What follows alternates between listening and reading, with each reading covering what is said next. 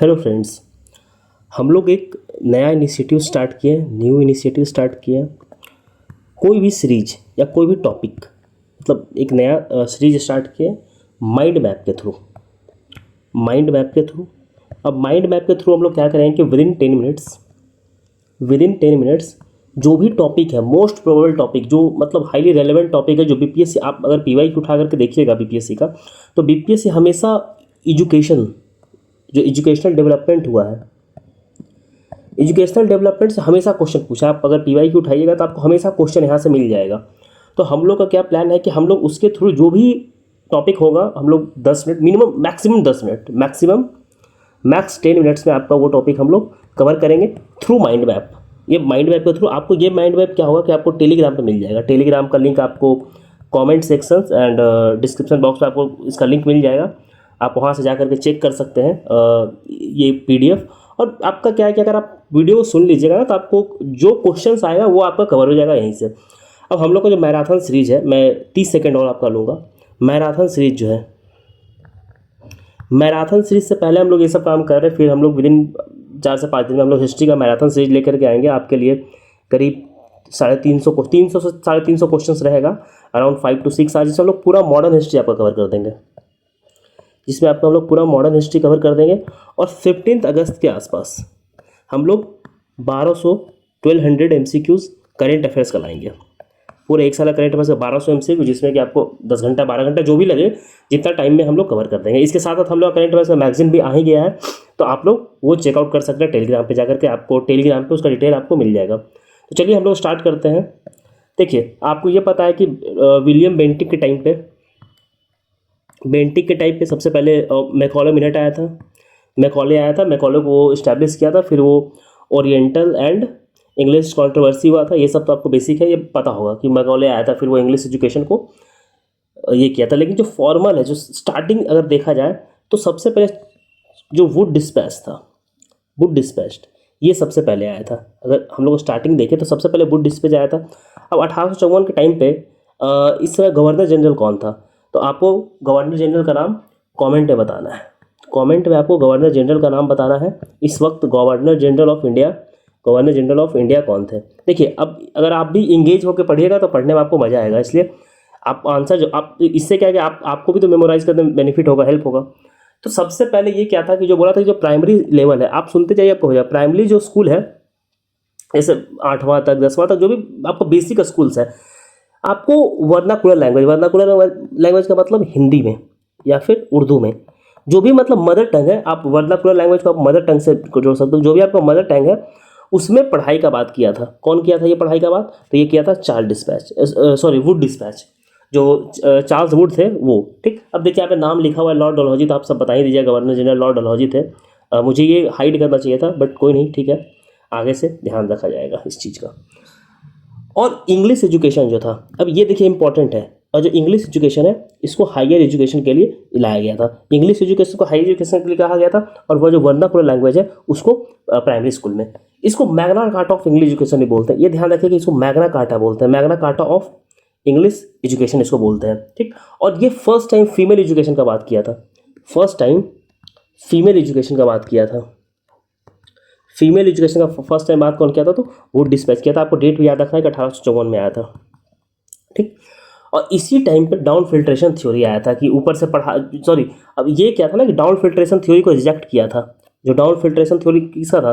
तो मैकॉले दिया था डाउन फिल्ट्रेशन थ्योरी, कि हम लोग क्या करें कि कुछ जो टॉप है उसको कुछ लोगों को पढ़ा देंगे, और फिर जब पढ़ा देंगे तो फिर यहाँ से क्या होगा कि फिर जो एजुकेशन है वो ऑटोमेटिकली, जो ये मासेस है तो मासेस में आ जाएगा। ये मान लीजिए कि नीचे मासेस है तो यहाँ आ जाएगा, अगर इन कुछ चुनिंदा लोगों को पढ़ा देते हैं तो। ठीक, इसलिए तो ये एक बहुत इंपॉर्टेंट था। ठीक, और ये फीमेल एजुकेशन ने बहुत बड़ा रोल प्ले किया था। ठीक, आगे हम लोग बढ़ते हैं हंटर कमीशन।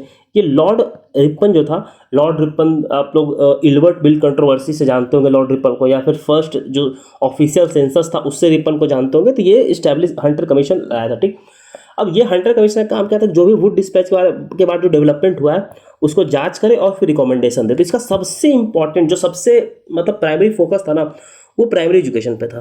तो ये बहुत इंपॉर्टेंट है। अगर आपसे पूछे कि जो हंटर कमीशन था उसका जो मतलब कंसर्न क्या था, या फिर उसका फोकस क्या था, तो उसका जो फोकस था प्राइमरी एजुकेशन था, प्राइमरी एजुकेशन था, ठीक। उसके बाद वो फिर सेम बात है कि वोकेशनल ट्रेनिंग का वैसे वो डिस्पैच में बात था, टीचर ट्रेनिंग का बात जो था वो डिस्प्ले के माइंड मैप है, तो हम लोग माइंड मैप के थ्रू कवर करेंगे। वोकेशनल ट्रेनिंग, टीचर ट्रेनिंग का बात किया था, वोकेशनल एजुकेशन का बात किया कि वोकेशनल एजुकेशन होना चाहिए।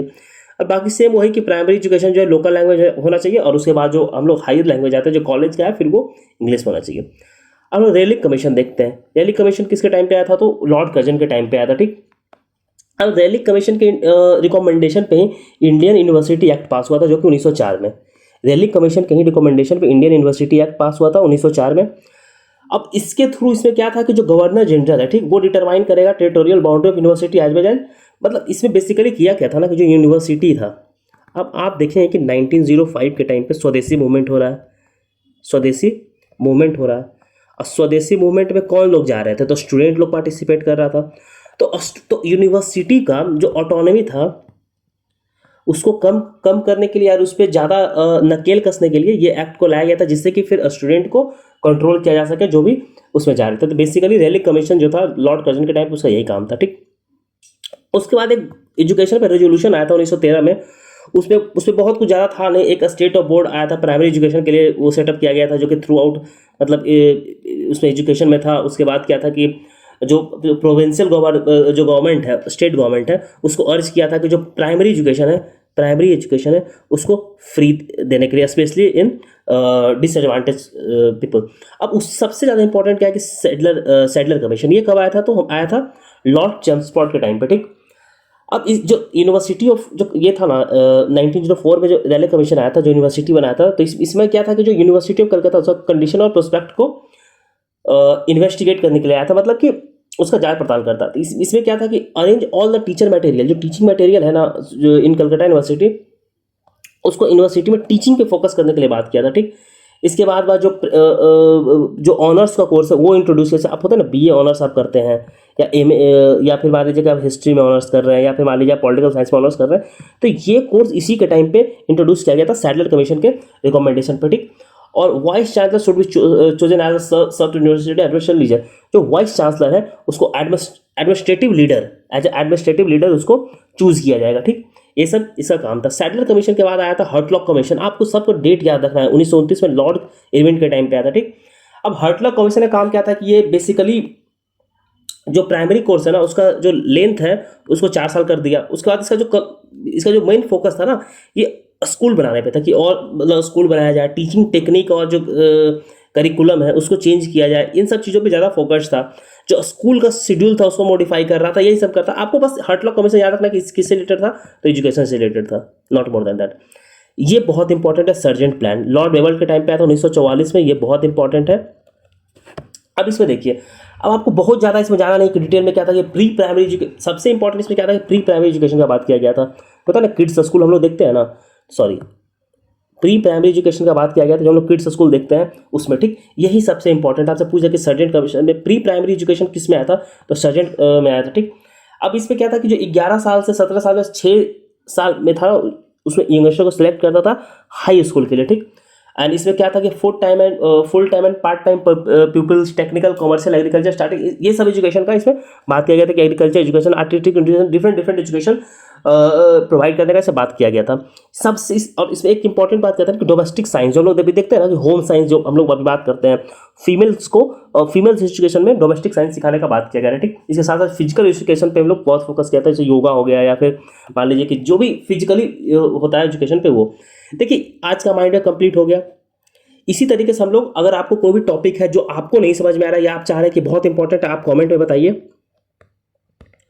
कमेंट सेक्शन में बताइए, और हम लोग उसमें माइंड मैप इसी तरीके से लाएंगे और हम लोग उसको कवर कर देंगे। ये आपको नोट, जो माइंड मैप का नोट्स है आपको ये टेलीग्राम पे मिल जाएगा। टेलीग्राम का लिंक आपको कमेंट सेक्शन में दिया गया है, कमेंट सेक्शन में जाइए वहाँ से, और डिस्क्रिप्शन बॉक्स में भी दिया गया, आप डिस्क्रिप्शन बॉक्स में जुड़ी जाइए और वहाँ से आपको लिंक मिल जाएगा। हम लोग बहुत सारा चीज़ इनिशिएटिव स्टार्ट किए, जैसे क्यूज इनिशिएटिव चल रहा है डेली हम लोग 30 से 50 क्यूज डालते हैं टेलीग्राम पे, आप वो भी जाकर अटेम्प्ट कीजिए, आपको बहुत बेनिफिशियल होगा अगर आप 71st का प्रीलिम सीरियसली दे रहे हैं तो। अदरवाइज अगर आप बस मजे के लिए दे रहे हैं देन फिर तो आप चैनल को सब्सक्राइब कर लीजिए, बाकी मज़ा लूटिए। चलिए फिर, तो लेक्चर देखने के लिए धन्यवाद। आप बताइए कमेंट में कि कौन सा नेक्स्ट टॉपिक पे हम लोग माइंड मैप लेकर के आए। Thank you so much.